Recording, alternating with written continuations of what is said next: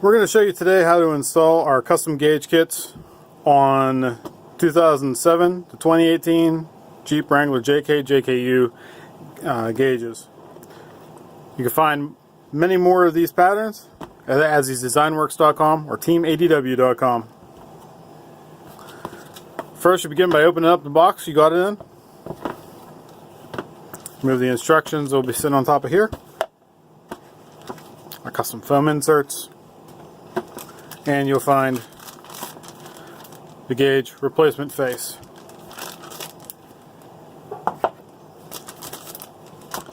We'll then take the cluster we pulled out of the Jeep.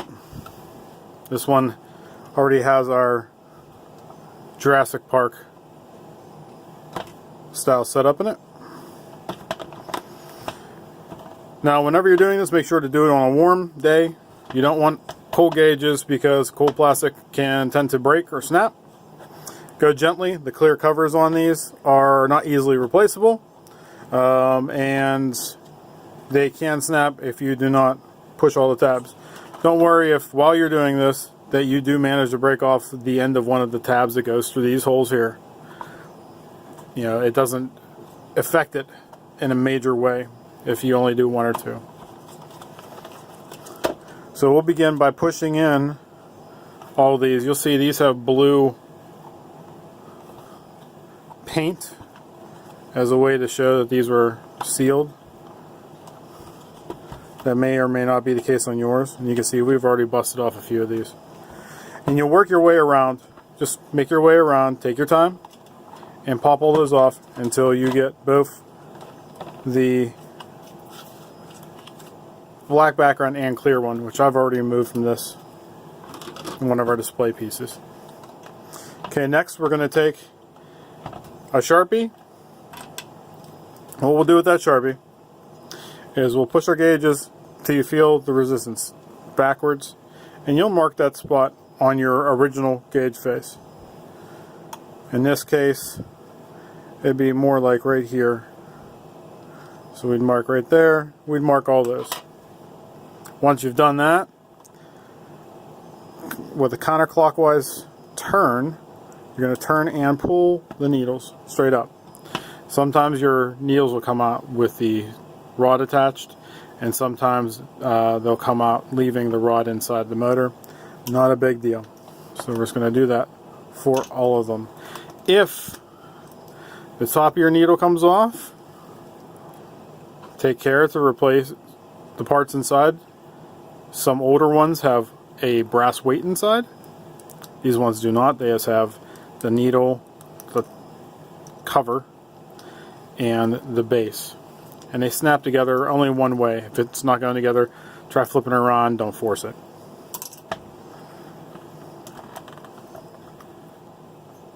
Now that we've pulled all of those off, we can see here we've removed these clips. This is one of our display units. If you're seeing us at a show, you're probably looking at this exact cluster. So we removed these to make it a little bit easier for us to show what we do. And those clips look like this. These small gauges have small clips, large gauges have large clips. Two ways to do this. If you have good nails, which I don't, you can slide underneath of there and pop them out. You can also use something like a pick, or in a pinch, the tip of a blade to work it up and just pop them out. Like I said, small ones go into small holes. And you can see there are 3 little clips on here. You don't want to damage those, and they hold the face down behind everything. The factory one lifts out just that easily. Pick it up, set it aside. We're going to need it again in a second to reference those marks. We'll take our new one out of the packaging,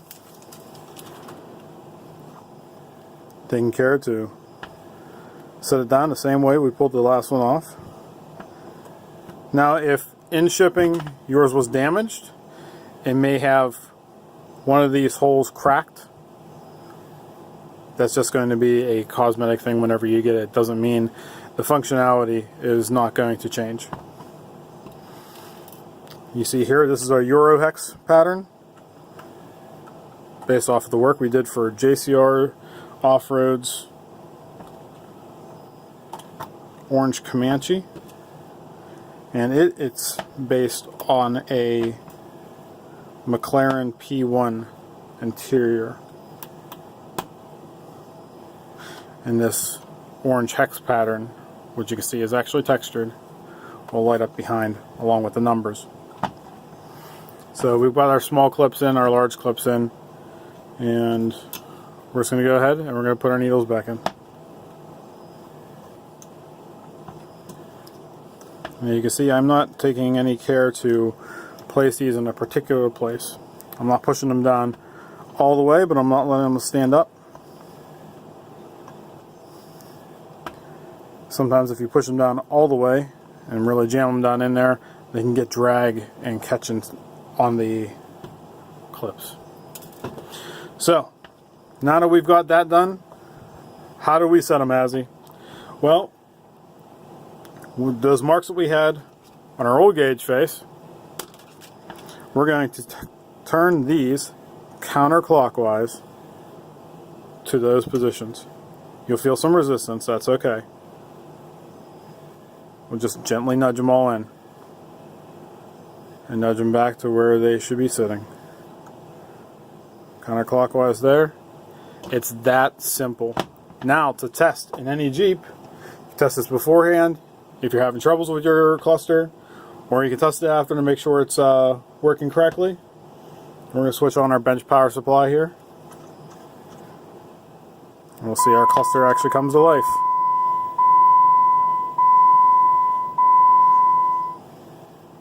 Now you can see that our needles are not sitting 100% in the right place, so we're going to take and reset them back.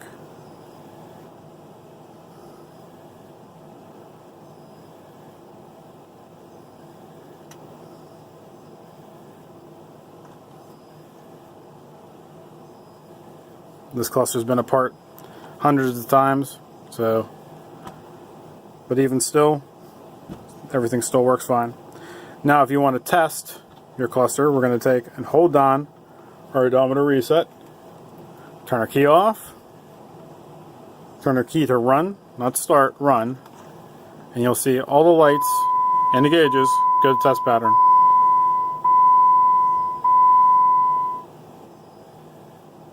We can verify proper function from there.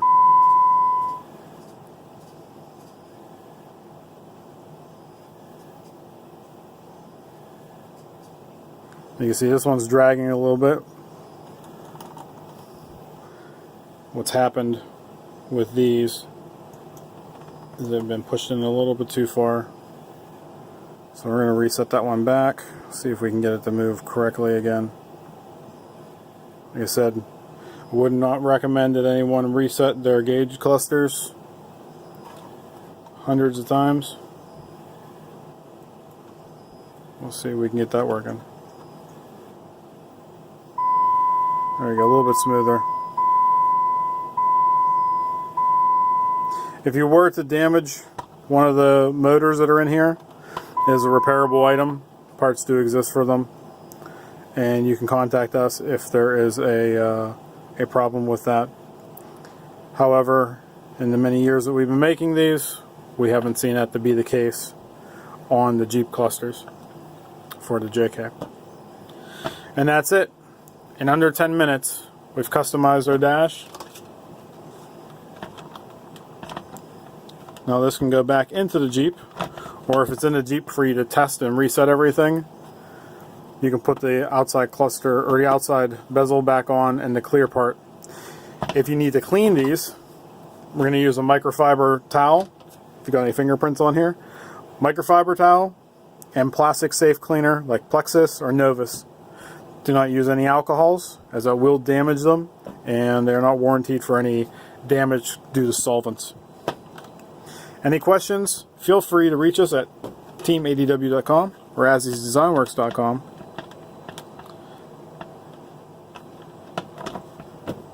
Thanks for watching.